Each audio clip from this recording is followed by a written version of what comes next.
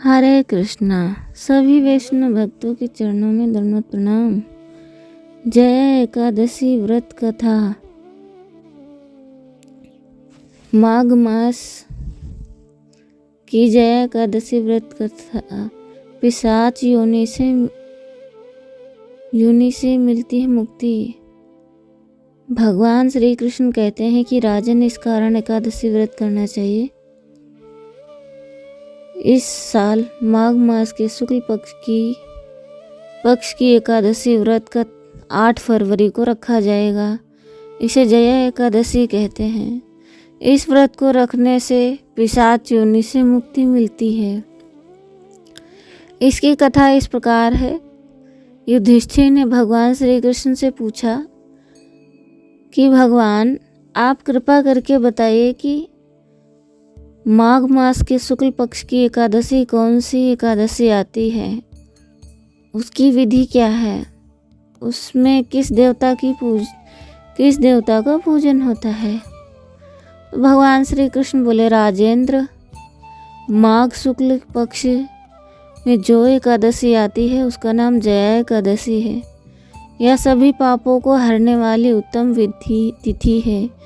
इस दिन अच्छे से व्रत करने से पापों का नाश होता है और यह एकादशी मनुष्य को मोक्ष प्रदान करने वाली है। इस व्रत को करने से मनुष्य को प्रेत योनि में नहीं जाना होता है। इसकी कथा मैं आपको सुनाता हूँ। स्वर्गलोक में देवराज इंद्र राज्य करते थे। देवगण परिजात वृक्ष के युक्त नंदवन में अप्सराओं के साथ विहार कर रहे थे। 50 करोड़ गंधर्वों के नायक देवराज ने इच्छानुसार वन में विहार करते हुए बड़े खुशी से नृत्य का आयोजन किया।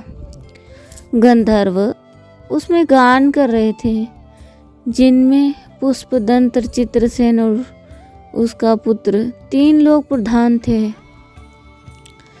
चित्रसेन की स्त्री का नाम मालिनी था। मालिनी से एक कन्या पैदा हुई जो पुष्पवती के नाम से प्रसिद्ध थी। पुष्पदंत गंधर्व का एक पुत्र था जिसका लोग माल्यवान कहते थे। माल्यवान पुष्पवती के रूप पर अत्यंत मोहित था। ये दोनों इंद्र के संतोषार्थ नृत्य करने के लिए आए थे। दोनों का गान हो रहा था। इनके साथ अप्सराएं भी थीं। अनुराग के कारण ये दोनों मोह के वशीभूत हो गए। चित्त में भ्रांति आ गई। इसीलिए ये दोनों शुद्ध गान ना करके कभी ताल भंग हो जाती तो कभी गीत बंद हो जाता।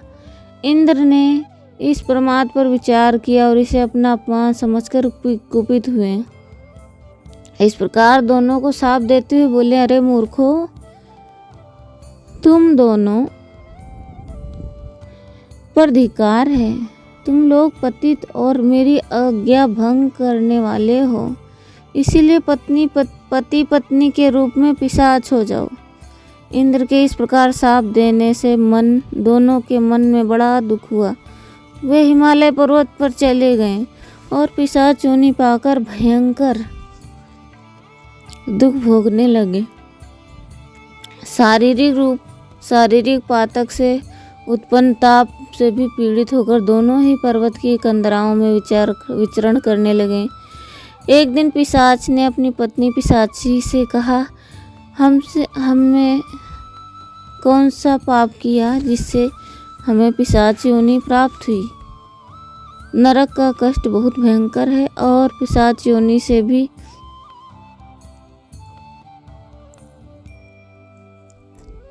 बहुत दुख देने वाली है।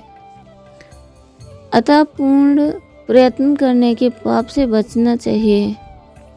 इस प्रकार चिंता के कारण दोनों दुख के कारण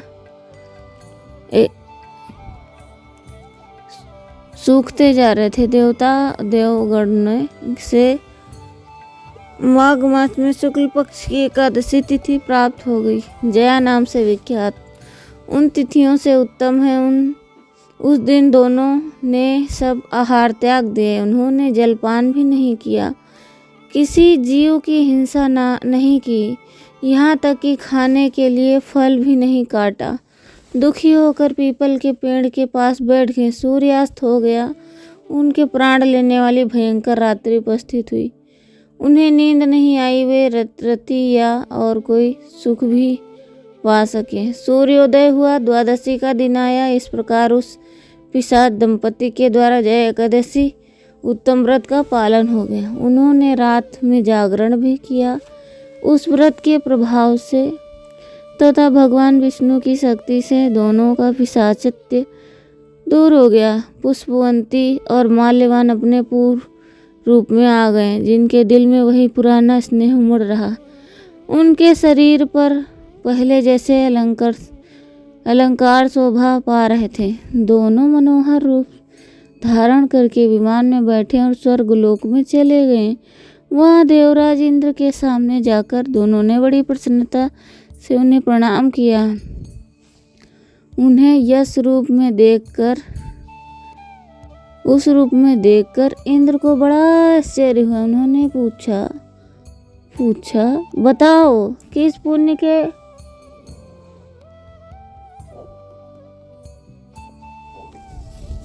प्रभाव से तुम दोनों को पिशाचत्य दूर हुआ। तुम मेरे श्राप को प्राप्त हो चुके हो थे, फिर किस देवता ने तुम्हें इससे छुटकारा दिलाया? माल्यवान बोला, स्वामिन, भगवान वसुदेव की कृपा और जया एकादशी के व्रत के प्रभाव से हम पिशाच योनि से मुक्त हुए हैं। भगवान श्री कृष्ण कहते हैं कि राजन, इस कारण एकादशी का व्रत करना चाहिए। नृपश्रेष्ठ, जया एकादशी ब्रह्म हत्या का भी पाप दूर करने वाली है। जिससे जया एकादशी व्रत कर लिया, उनमें सभी प्रकार के दान दिए और सभी प्रकार के यज्ञों का अनुष्ठान कर लिया। इस महात्म्य के पढ़ने और सुनने से अग्निदोष यज्ञ का फल मिलता है।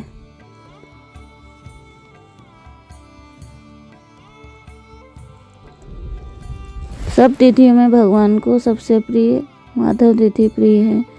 इसीलिए हमें भगवान की प्रसन्नता के लिए एकादशी का व्रत रखना चाहिए, संकीर्तन करना चाहिए, शास्त्रों का अध्ययन करना चाहिए, साधु संतों को अपने घर, वैष्णव को अपने घर बुलाकर भोजन ग्रहण करने के लिए निमंत्रण देना चाहिए।